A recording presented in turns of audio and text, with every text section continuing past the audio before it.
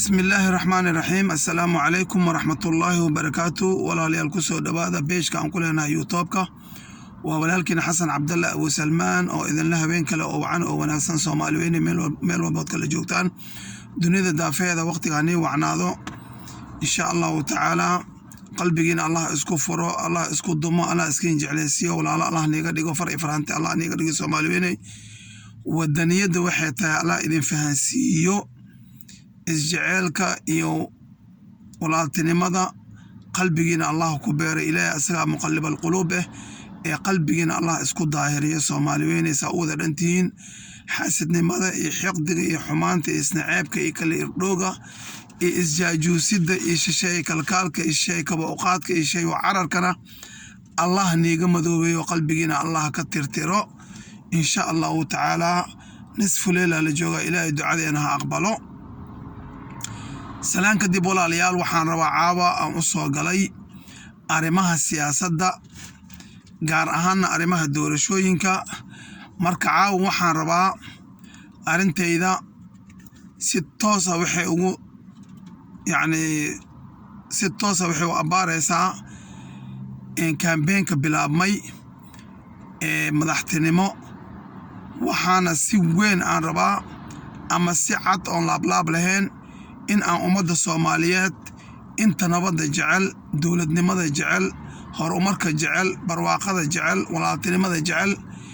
in aan la wadaago ayaan rabaa caawa haddii Allah awood la yiraahdo anigoo ku faraxsan xafladihii wanaagsanaa ee ka qabsoomay magaalada Muqdisho ee qabteen dhalinyarada Soomaaliyeed ee wadaniyiinta ah ee taageersan madaxweyne Maxamed Cabdullaahi Maxamed Farmaajo xafidahu Allah ta'ala maxaa yeelay saaxiibkaaga runta waxa la yiri waa saaxiibkaaga marka dhibaatada aad joogtid marka sidaa daraadeed Allah subhanahu wa ta'ala waatii uu yiri waqtiga barwaaqaysanta firaaqada leedahay xasuuso anigan waqtiga shidadan ku garab istaaga ayuu yiri Allah subhanahu wa ta'ala laakiin bini aadamku waa cagsi marka waqtiga shidada dhinac istaagtid ayuu hadhow ku xasuusana inaan nin wanaagsan tahay marka maanta anaga wax aan ka rabno oo aan ahayn hogaanka wadankaas ma jirto madaxweyne Maxamed Cabdullaahi Farmaajo xafidahu Allah ta'ala waa in aan iskugu darnaa taageerid af ah duco Allah bari subhanahu wa ta'ala aan u baryano soom aan u soomeyno ilaahay subhanahu wa ta'ala inuu ku soo celiyo mar labaad iyo mar saddexaadba xukunka ama hogaanka Soomaaliya maxaa yeelay anaga wadankaas anaga wada dhaxeeya haddii aan shacabka Soomaaliyeed noocyadooda kala duwan wax naga dhaxeeyo waa wadanka la yiraahdo Soomaaliya doontaas ayaa naga dhaxeeyo maandeeq ayaa saaran oo buluuga ah xidigta cadooshan digeeslana dhaxda kaga taalo marka sidaa daraadeed walaalayaal ceeb maaha caayna ma aha xumaana ma isna ceebna ma aha qof walba qofka uu jecel yahay ayuu taageeri karaa oo taageero siin karaa ma fahantay sidaa daraadeed adiga waxaa taageeri kartaa qofka aad jeceshahay anigu waxaan taageeri karaa qofka aan jecelahay iyada waxay taageeri kartaa qofka ay jeceshahay asaga wuxuu taageeri karaa qofka uu jecel yahay marka kulligeena laakiin waxa naga dhaxeeyo Soomaalinimada wadaninimada iyo walaaltinimada muslimnimada iyo wada dhalashada ayaa naga dhaxaysa macnaheed ma aha haddii aniga aan taageero madaxweyne Maxamed Cabdullaahi Farmaajo adigana aad taageertid madaxweynihii hore Xasan Sheekh Maxamuud xafidahu Allah ta'ala walaalka kalena uu taageero ra'iisul wasaarihii hore Mr. Xasan Cali Khayre walaasha kalena ay taageerto walaalkeena Sheekh Shariif Sheekh Axmed madaxweynaheena ku meel gaarka xafidahu Allah ta'ala waxaasoo dhan waa aragti kala duwanaan siyaasadda waa lagu kala aragti duwanaan karaa taageeridda waa lagu kala aragti duwanaan karaa dooqa waa lagu kala duwanaan karaa sida ilaahay subxaanahu wa ta'ala midabyadeena u kala duway oo shakligeena u kala gediyey oo hadalkeena soo bixitaanka dhawaaqiisa u kala gediyey ayuu quluubteenana u kala gediyey qof wax la wanaagsan ayaa qof la xun qof wax la xun ayaa qof la wanaagsan sidaa daraadeed markay doorasho arinta tahay isna ceeb maaha kala irdhowna maaha xiqdina maaha xasidnimana maaha waa inaan ka gudubnaa taageeridda aan isku taageerayno qabyaaladda waa inaan ka gudubnaa taageerada indhalaanta isku taageerano qof aanan aqoonin berito wuxuu wadankan u qaban doono waa inaan ka xuruubnaa inaan isku taageerno hebel saaxiibkayga hebel isku family yihiin waxaasoo dhan waa inaan ka harnaa waa inaan u istaagnaa wadankan yaa badbaadin kara yaa maali kara maandeeq yaa hoggaanka u qaban kara yaa ummaddan sharafteeda iyo cizgeeda iyo karaamadeeda iyo qayimkeeda soo celin kara yaa hay-adihii dastuuriga ah ee Soomaaliya leed wadanka Soomaaliya uu lahaa soo celin kara yaa ciidamadeena qalabka sida noocyadooda kala duwan dhammaystiri kara yaa wadankeena canshuuraha ka soo aruura noo dhaqaaleyn kara noo beeqaamin kara oo wax noogu qaban kara yaa madarasooyin noo dhisi kara yaa ardaydeena waxbarasho lacag la'aan gaarsiin kara yaa ardaydeena waxbarasho jaamacadeed u diri kara ee lacag la'aan oo adduunyada ah yaa baasaboorka Soomaaliya qiimo iyo qaayo u yeeli kara yaa guud ahaan shaqsiga Soomaaliyeed marka la yiraahdo ninkani waa Soomaali oo saa inta loo eego qiimihiisa iyo qaayihiisa gaarsiin kara yaabay gabadha Soomaaliyeed ee maanta meel walba ku dhibaataysan ee iyada tahay tan la kufsanayo ee iyada tahay tan lagu shaqaysanayo ee iyada tahay tan reerka wax u soo dhiibto oo iyada tahay tan ku feesay dhaceysa oo iyada tahay tan dhiboo dhan ku dhacayo yaabay ninka ka badbaadin kara Ilaahay subxaanahu wa ta'ala ka sokow ka badbaadin kara dhibaatooyinkaas gabdhaha Soomaaliyeed oo fursad wadankooda ku siin kara shaqo ku siin kara fursad wadankooda ganacsi ku siin kara fursad wadankooda ee wax maalgashi ku sameeyaan waayo qofkaas waa inaad u doorataa marka qofkii adiga uu kula muuqdo oo aad ogtahay oo Ilaahayna kula ogyahay caadi waa u kaambeyn karayn kartaa laakiin qof jeclaysi qabiil jeclaysi qabyaalad maxay arrimo kale oo dano kale gaara wax wanaagsan ma walaalkay maxaa yeelay wadankeena maanta haddii aniga fiiri subxaanallah maanta haddoo wax igu dhaco hadda gaarigaygan ku dhex jiraa waxaan duubayaa kiliibkan waxaan joogaa meel wada ah ilaahay wixii shar ah naga badbaadiyo laakiin saan anoo meeshaan fadhiyo bini aadan ah dabcan wax walba dhici karo haddii wax igu dhacaan waxa la leeyahay waaxid Soomaali ayay wax ku dhaceen lama oranayo qabiil nin oo qabiil hebel ee lama dhahayo waxa lii leeyahay waaxid Soomaaliga kale ugu horeeyo ayaa liigu soo yeerayaa marka sidaa daraadeed waxa ogaanaysaa anaga inaan hal adduunyada hal aan ka nahay dadka hal aragtiya noo arkaan hal nooce noo arkaan hal qaabe noo arkaan laakiin wixii la yaawaan ee la fajacaan markii anagoo iskala fifindhicilayna ay arkaan aniga waxaan wadaa taxi aan ku shaqeeyaa oo arsaaqdeeda Ilaahay subxaanahu wa ta'ala geliyay ilaa iyo hadda marka dad badan oo kala noocan qaada oo ajaaniba markay i weydiinayeen matalan Soomaaliya hal ayay i weydiinayeen kaliya waxay su'aal ka keenaan Soomaaliya iyo arda Soomaali maxay kala yihiin bas taasna wixii markaas aniga iga gudboon ayaan ugu jawaabaa oo aan macnaha xaqa ah oo Allah subxaanahu wa ta'ala raali ka carooneenin ayaan ku jawaabaa maxaa yeelay laa jazaan walaa shukuran qof aan jazaa iyo shukuur karo aniga wadankaas u qadmeentiisa ma jirto marka sidaa waxa ugu jawaabaa sidii habboon oo Ilaahayna ka raaliyahay maxaa yeelay wadaniyadu waa shay qaali ah aniga gabdhaha Soomaaliyeed markay i joojiyaan matalan ee taxi garabaan inay raacaan inta badan sidii Ilaahay marqaadkiisa lama heshiiyo waxana soo koro ayaga baqaaya ilaa wixii arkay Soomaali kale ma la u naxariisaneen mumkin Allahu a'lam markaas ramayna la heshiiyo markaas waxa jecesha iska bixisoo kor hooyooyin iyo odayaal iyo qof dhibaataysan Soomaali iyo ajnabi wuxuu doon ha ahaade kaasi maba dhaafabo ilaahana subxaanahu wa ta'ala fadligaas iskale oo qalbigayga ku abuuray iguna ilhaamiyay marka walaalahayga qaaliga ahow waxaan rabaa in aan maanta idin soo jeediyo aragtidayda inta daawata ee ugu xiran in aad taageertaan oo aad u duceysaan inuu Ilaahay mar labaad iyo mar saddexaad loo soo celiyo madaxweyne Maxamed Cabdullaahi Maxamed Farmaajo maxaa madaxweyne Maxamed Cabdullaahi Maxamed Farmaajo loola dagaalay maxay wadamada qaarkood col u leeyihiin maxay hay'ado cilaaqaad loogu xumeynaa maxaa dhibaatooyinka faraha badan loogu geystaa maxaa maamul goboleedyada qaarkooda loo tashkiiliyaa kuwa magaratada ah ee maamul dhan horjoogayaashu ah ee aqligooda maanta aan u fasiraynin wadaniyada waxay tahay oo inta meel fariistaan aan xisaabtamaynin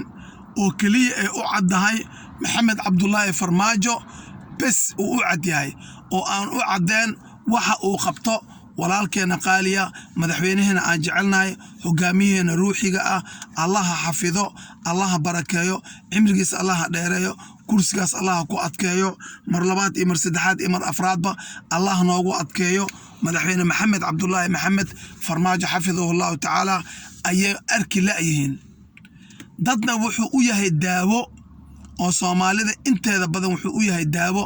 oo way ku daawoowaan markay maqlaan madaxweyne maxamed cabdullaahi farmaajo magaciisa hadalkiisa muuqiisa dhaqankiisa dowladdiisa maamulkiisa markay arkaan ama maqlaan way ku daawoowaan oo caafimaad ay ka qaadaan hadda kuwa yarna cuduruu u yahay marka sida hogaamiyaalka qaarkood ee maamul goboleedyada ah aad iyo aad ay macnaha uga jecel yihiin ayna u necab yihiin madaxweyne maxamed cabdullaahi farmaajo waxayna ka jecel yihiin shisheeyaha war waa arrin aad iyo aad u yaab badan dad waaweyn oo caqli aan u yareen oo cimri aan u dhinneen oo hoggaan ummad dhan masiirkeeda gacanta ku haya oo haddana subxaanallah waxa anaga aan arkeyno iyo waxa anaga noo muuqdo iyaga aan u muuqanin marka kursigan waa la iska kala bursan karaa waa u tartami kartaa xaqa u leedahay haddaa soomaali tahay muwaadin soomaaliyeed tahay waa lagu dooran karaa waxna waa dooran kartaa ceeb ma aha cayna ma aha laakiin jamalada la isku dhigaayo iyo taakooyinka la isku dhigaayo oo la leeyahay tan wuu ka soo gudbi karaa farmaajo tan wuu ka soo gudbi karaa madaxweyne maxamed cabdullaahi farmaajo xafidahullahu tacaala tan wuu ka soo gudbi karaa tan wuu ka soo gudbi karaa la leeyahay taasi dow ma aha xaqna ma aha nidaamna ma aha soomaalinimona ma aha wadaninimona ma aha sidaa daraaddeed walaalahayga qaaliga ahow waxaan rabaa inaan idiin sheego waxa lagula dagaalsan yahay wax kale ma aha waxa waaye waddankan sideed ugu soo celi kartaa nidaamkii dowladeed waddankan sidee dadka masaakiinta ah aad maxay wax ugu qaban kartaa waddankan dadka indhaha xirnaa sideeba indhahooda u furi kartaa waddankan dadka taajirka iyo dadka faqiirka sideeba isku nolol uga dhigi kartaa waddankan sideeba tacliinta ku simi kartaa kan lacagta haysta iyo kan aan waxaysanin tacliintooda sidee mid uga dhigi kartaa sidee soomaalinimada aad ku soo celin kartaa sidee dadkan soomaaliyon kala irdheenay oon qarashka badan nooga baxay oo adduunyada daafeeda ku kala daadinay sidee u tusi kartaa soomaalinimada aadna isugu soo ururin kartaa wax kaloo lagula dagaalsan yahay male madaxweyne maxamed cabdullaahi maxamed farmaajo xafidahullahu tacaala intaasaa lagula dagaalsan yahay waxaana noola soo adeegsadaa waxa lagu sheego beesha caalamka aniga maba xisaabteeda kuma jirto shaqana kuma lihi isku dadna ma nihi waxooda ha ceshteen hadday doonaan laakiin waxaa laguu soo adeegsadaa mid adiga kugu jinsi ah kugu dhogor ah kugu luuqad ah kugu abtirsi ah kula midab ah ayaa laguu soo adeegsadaa oo waddankana kaagala dhexeeyo nasiib xumada maandeeq ku dhacday ninkii hoggaankeeda qabtaaba waxaa u soo baxo 20 kaloo fallaaro wadato marka sidaa daraaddeed walaalahayga qaaliga ahow fallaarahaasi waxay ku dhacaan qof walbo halgamaa qof walbo wadani ah qof walbo muwaadina qof walbo rabo taariikh wanaagsan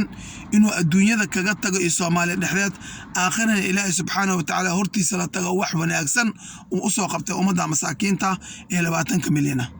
marka walaalahayga qaaliga ah ee Soomaaliyeed waxaan rabaa inaan idiin sheego mar labaad iyo mar saddexaadba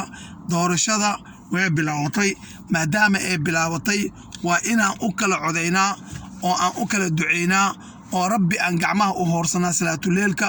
iyo salaadaha sujuudaha waa inaan ugu duceynaa madaxweyne maxamed cabdullaahi maxamed farmaajo xafidahullahu tacaala inuu mar labaad iyo mar saddexaad ba ilaahay noo soo celiyo maxaa yeelay hadduu markaa noo soo noqdo waxaa shaki la'aan ah inuu waddanka gaarsiin doono haddii allah awoodda la yidhaahdo qof iyo cod haddii qof iyo cod la gaarsiiyana waa xata almowt ilaa uu ka dhinto isaga insha allahu tacaala madaxweyne noo ahaan doono doorasho waa la soo galaa dabcan laakiin yaa la dooranayaa isagaan dooranayna soo maaha marka walaalaha qaaliga ahow musharaxiinta kale ee walaalaheena ah uma gafeeno ma aflagaadeynayno waa walaalaheena waa wadaniyiin waa muwaadiniin xaqay u leeyihiin inay doorasho soo galaan lana doorto waxna doortaan laakiin aniga ka xasan ahaan iyo dhammaan inta ila fikirka ah ee Soomaaliyeed iyo inta wanaaga Soomaaliyeed jecel guud ahaanba waa ognahay dadka maanta dowladnimada danta ku qaba ee dowlad ku noolka ah ee dowladda danta ay u tahay waa Soomaaliya oo dhan laakiin dad gaar ah ayaa la xijaa inay dowladnimada dan u tahay oo dadka kale dan u ahayn oo xoog iyo xeelaba ay waxooda ku soo dhacsan karaan laakiin fikirkaas waa fikir baayiq ah oo qaldan oo dib u socda oo aan soconaynin oo dhaqan galaynin waay maxaa yeelay qof walba oo Soomaalida dowladnimada u baahan sharafta iyo wanaagga iyo ciziga dowladnimada waxa ogaanaysaa marka wadamada shisheeye ku nooshahay marka ninka asaga isleh aniga waxbaan ahay waxba ma tiid mar alla marka ka talaawid xuduudka Soomaaliya ama Kenya u talawdid ama Ethiopia u talawdid waxa dareemaysaa inaadan ahayn wadankaasna u dhashay oo waxa ka tahay tuka cambaar leh marka walaalahayga qaaliga oo campaign-ki waa bilaabmay doorashada Soomaaliya way bilaabatay sidaa daraadeed waa inaan u duceynaa oon garab galnaa madaxweyne Maxamed Cabdullaahi Maxamed Farmaajo aan garab istaagnaa hiil iyo hooba duco iyo amaanba alla bari iyo sujuudaha inaan Ilaahay subxaanahu wa tacaala ugu barna ugu duceynaa waa waajib nasaaran oo qof walba Soomaaliya muwaadina oo jecel wadankiisa inuu hormaro waajib saaran waaye maxaa yeelay markii aad adiga xil issaartid ayaa Ilaahay subxaanahu wa tacaala qofka ducadiisa aqbalay Ilaahay isaga og anaga ma naqaan qofka ducadiisa la aqbalay sidaa daraadeed waa in aan u duceynaa oo ducada mar walba wadnaa yaanan ka daalin ilaa aan dhigteena ku soo dhacdo markii labaad waxa ku guuleystay madaxweynaha sharafta badan madaxweyne Maxamed Cabdullaahi Maxamed Farmaajo ayaa ku guuleystay 4 sano kale ee soo socoto ilaa ay dhigteena ku dhacdo waa inaan campaign-ka nooc walba u wadnaa isagoo duca ah isagoo ala bari ah isagoo hadii alla ku roon yahay en soom loo soomay Ilaahay dartiisa thumma Maxamed Cabdullaahi Farmaajo inuu Ilaahay guuleeyay darteeda duco guubaabin baraarujin dacaayado wax walba inaan isku darnaa walaalkiin Xasan Cabdullaahi Abu Salmaan oo idin qofkii ugu cusub subscribe-ka si oo barnaamijyadeeda ula socdo maxaa yeelay barnaamijyada ka baxo page-kayga waxa weeye in taariikhda qabaa'ilka Soomaaliyeed oo mid u soo qaato oo hadda ay taxana noo tahay tii boqortooyada Ajuuraan iyo arrimaha bulshada aan ka hadalno iyo arrimaha siyaasadda ayaan ka hadalnaa sidaa daraadeed wax walba ka hadlayna waa wax maslaxada wadanka ah cidna cadow kumani cidna duulaan kumani cidna manacbin cidna manabcin cidna cadow kumanihin kulligeena walaalaanahay maxaa yeelay bismillaah rasuulka calayhi salaatu wasalaam wuxuu yiri wakuunu cibaadallahi ikhwaana war adoomada ilaahu walaalo noqda walaalaanahay kulligeena saasaan isku naadaan Soomaalinahay qoys kaliya nahay وإننا دردانك الله قبسنا معي الله وحليه سبحانه وتعالى واعتصموا بحبل الله جميعا ولا تفرقوا والحرقة سمذا كسور رعا ميتك أو ذا قبصنا حرقة الله سبحانه وتعالى هانك اللي تكتقينا مركز سيدا درادت ولا ليه قالقو هو وحر وإنا إذين شيغو ونيلو ذاقو سمدي أوبيو سنجوا مقوران قفل بو أوغاقا سمت وناكسن هذا لقى سبيلنا مرايد أبوه لقى إيجاي وأذيقا وإن أذيقا مر والبا كده داشا إن أتصمت في عن سميسد سي أبوه الدعاء يا أمان يا